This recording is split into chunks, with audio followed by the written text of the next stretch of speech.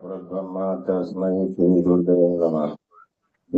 जोर की जय बोलो। बोलो भारत मातानी, गौ मातानी, राम जन्मभूमिनी, कृष्ण जन्मभूमिनी जय श्री राम।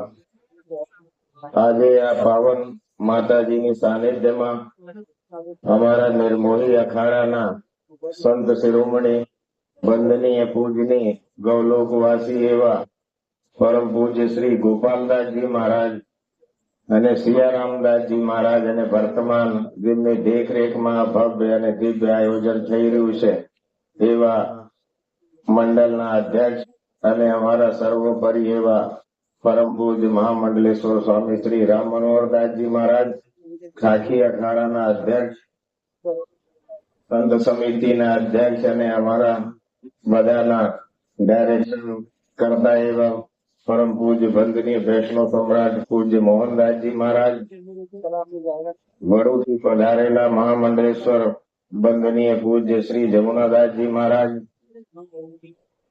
महामंडलेश्वर परम पूज्य श्री गौरांगदासजी महाराज, श्री महंत मकसूदनदासजी महाराज, संत समिति सेवा परम पूज्य राजेंद्रदासजी महाराज, મંડળના અધ્યક્ષ બિહાર 4 રસ્તાના મહારાજ શ્રી, મહંતોના ચરણોમાં દંડવત પ્રણામ સાથે અહીંયા બેઠેલા બધાને જય શ્રી રામ।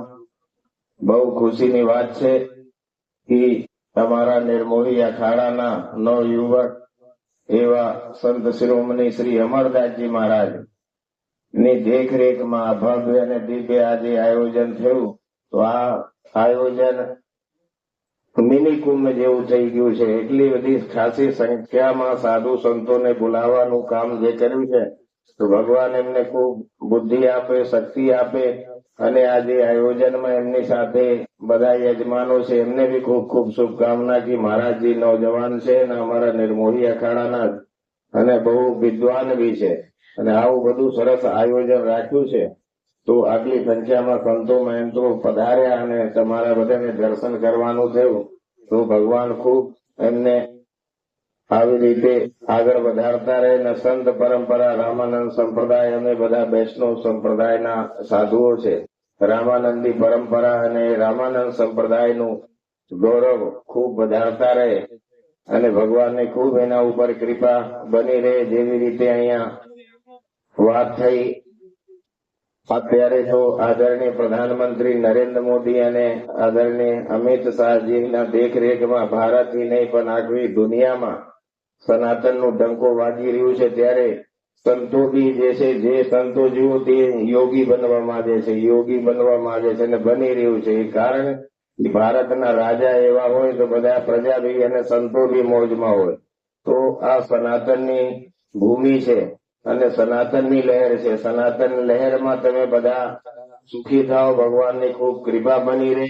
જેવી રીતે ઘણા બધા સંતોએ વાત કરી, અમારા પૂજ્ય મોહનદાસજી મહારાજે કીધું કે સંતો ગૃહસ્થમાંથી આવે અને સેના પોલીસમાં બી ગૃહસ્થમાંથી આવે અને સમય અનુસારે સંખ્યા ઓછી થતી જાય, એ બહુ દુઃખની કારણ છે। તો એનું ખાસ ધ્યાન રાખવાની જરૂર છે કે જે संख्या વધશે तो सनातन રહેશે, संख्या ઓછી થશે तो सनातन નું તકલીફ થશે।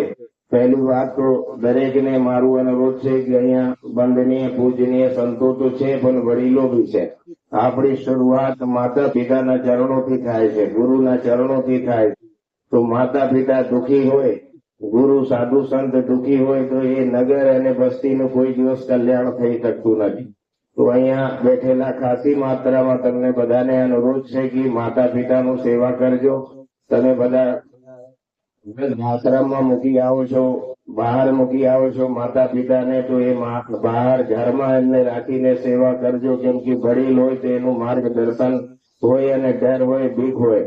તો માતા પિતાની સેવા બહુ જરૂરી છે। એટલે માતા પિતાની સેવા થાય તો ગુરુ ગોવિંદની થાય, બીજા પરિવારની થાય। તો માતા પિતાના ચરણોથી પહેલા તમારા અમારા બધાની શરૂઆત છે। એટલે માતા પિતા સુખી રહેશે તો નગર વસ્તી ગામ સનાતન બધું સુખી રહેશે। તો વિશેષ ન કરતા ફરીથી અમરદાસજી મહારાજ સાધુ સંતોનું તો કામ છે કે માગવું અને પછી સનાતનનું જય બોલવું અને ભંડારા કરવું, તેનું પ્રમાણ છે અમરદાસજી મહારાજ. અમરદાસજી મહારાજ તમારા નગર વસ્તીમાં રહી રહ્યા છે, પણ કોઈ દિવસ કોઈ આટલું વિચાર્યું ના હોય કે સાધુઓ માંગે છે તો કરે છે શું. સંતોનું બહુ મોટું વ્યવહાર હોય, અને એ વ્યવહાર આજે જોઈ લો કે રાજ્યમાંથી આયા, બહારથી બી આયા, એટલે કે ગુજરાત બહારથી બી આ મંચમાં આવેલા સાધુ સંતો ખાસી માત્રામાં તમે બધા દર્શન કરી ગયા છો. તો આ અમરદાસજીની તપસ્યાનું પ્રમાણ છે કે તમારા ગામમાં અહીંયા અમરદાસજી ના હોત તો અમે બધા અહીંયા આયા ના હોત.